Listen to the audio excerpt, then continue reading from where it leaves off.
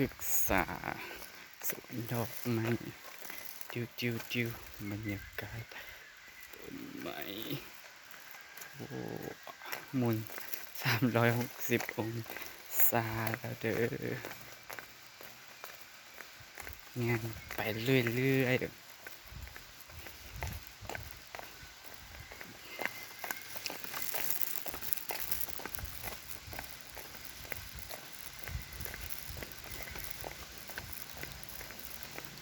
ติง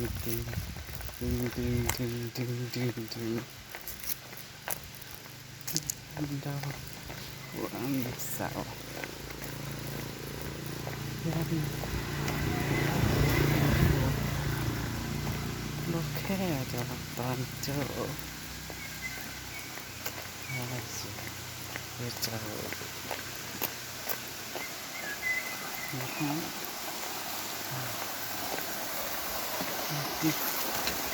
ว้าวดึง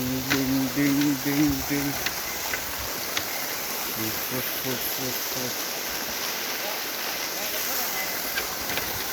โอ้เย่มาบรรยากาศ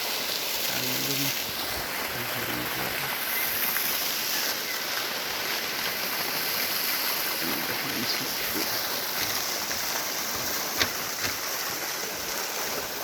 นำทางลงไปแล้วก็ลงไป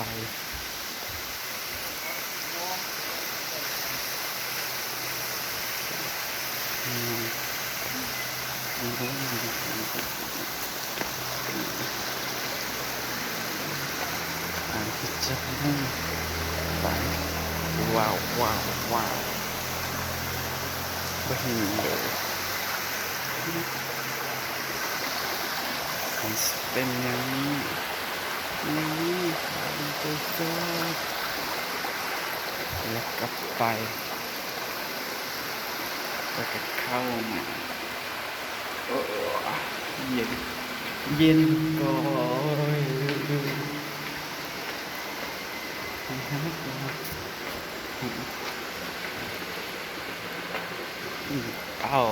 เอาเรนเจอร์จัง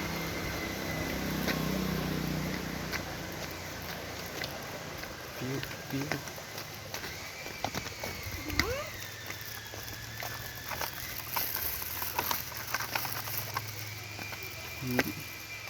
ป็นแมงอีหยังว่าเมื่อกี้มันขึ้นไปเลยนะมาซอดที่เดิมเรียกไปทางเดินตอนเนี่ย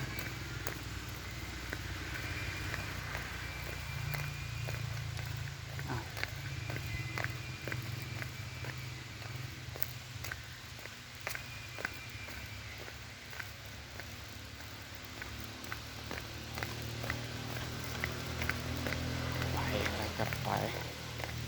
จิว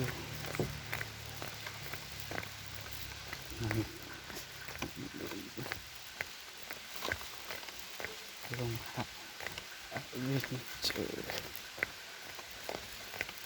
โลเคชั่นก่อน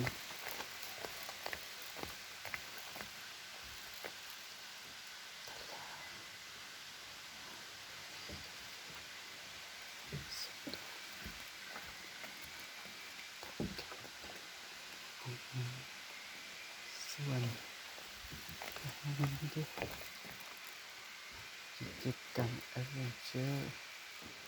ที่สลิงไม่มีเวลา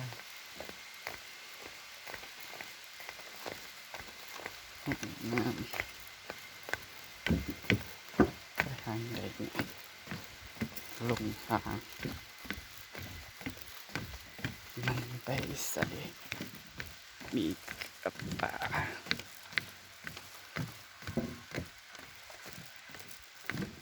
เนาะ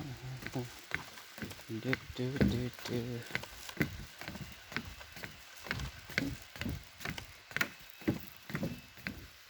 ไอ้เหี้ยไปทางเดินเนี่ยออกคือทางนี้ก็ขี้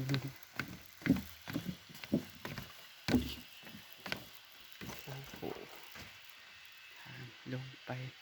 แล้วก็เดินลงไป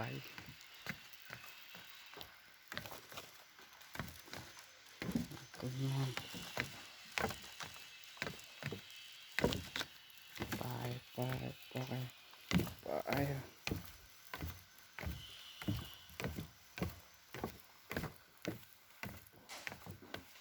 ยี่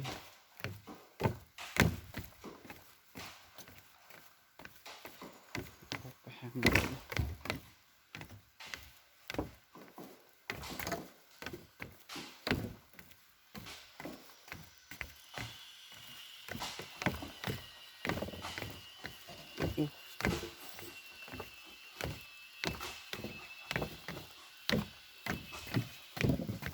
ออกไปทางหน้าออกไปทางหน้าแข็งตีนโอเคจุ้ยไปทางนี้ก็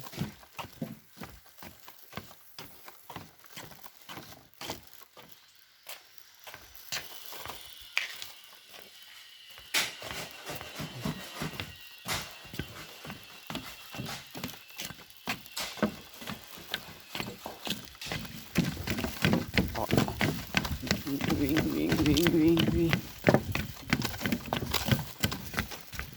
โอ้แดดต่อ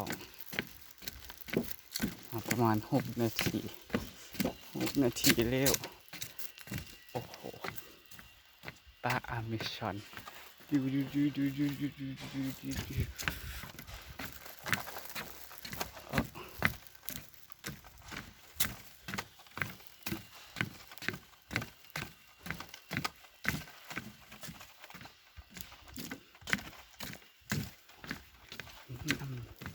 ไปไปไปไปไปไปไปไปสิออกไปทางใดลงทางก็มีทางกลับเป็นสาราริมทางบ่ยันดอกขุสาวยันบ่เดียวบ่แค่ดอกตอนโจว่าสิเป็นคือคิดหรืออู้ทางมันคุกคักคุกคังจังมันออกไปเส้นเนี่ยลงทางแล้ววนไปวนมาแล้วสิออกไปทางใดนี่ทางออก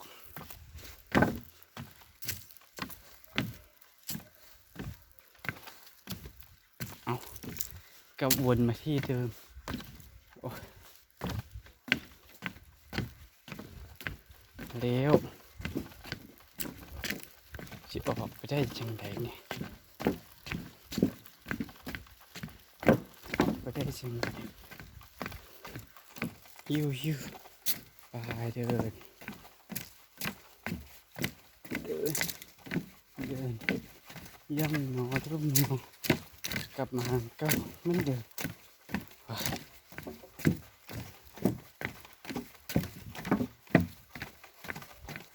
ไปหาเร็วแล้วก็กลับโอ้ยหลงทางจะถ่ายกันมาที่เดิมไม่ได้ออกไปหาแต่วันนี้เจอ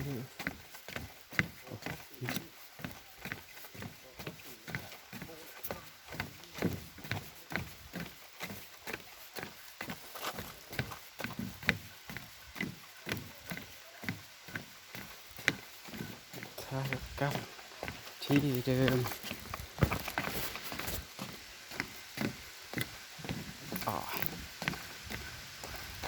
คัมปิ้งคิสโอ้มีหัวสลิงทั้งมีเว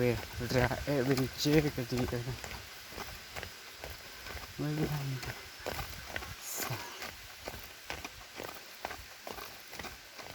โอเค